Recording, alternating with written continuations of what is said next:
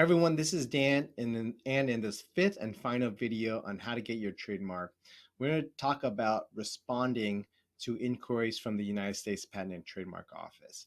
Now, if you didn't get one of something like called an office action, you may be very well on your way to getting a trademark registration. But sometimes during their due diligence by the examining attorney, they have some issues with your applications before proceeding to registration. So let me talk about the two big ones that typically are reasons for rejection. One is 2D similarly confusing. So what this means is when the trademark examining attorney does their own research, they found another application or registration that is similarly confusing to yours.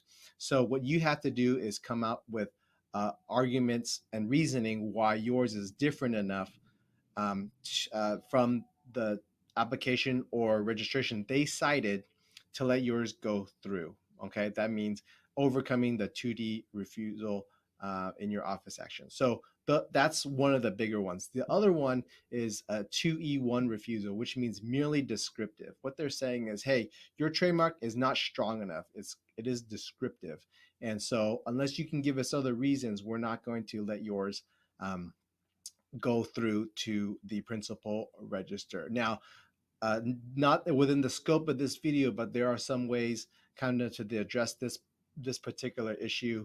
One including supplemental or providing evidence of what's called acquired distinctiveness. But these are a little bit more advanced response techniques and outside the scope of this overview video.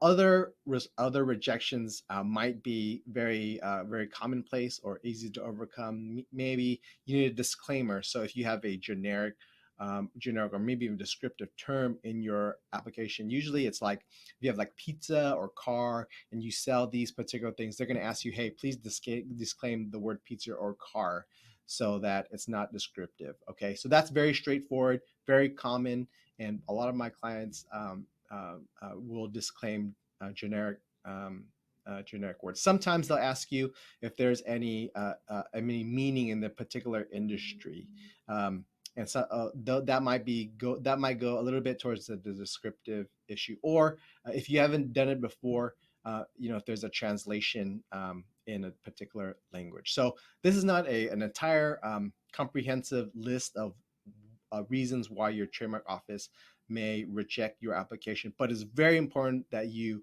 mark down the calendar on your date when your office action is due, because if not, your trademark application could be abandoned and you'll be forced to apply for another one. Or even worse, put you in kind of a junior position when you're applying it for the second time. So it's very important you calendar this. If you're kind of out of your element, make sure you reach out to an attorney to help you apply for help you respond to these office actions in a timely manner. So hope this has been helpful. This is Dan, and of our 5 video series on how to apply for your trademark, and hopefully we'll talk soon. Bye.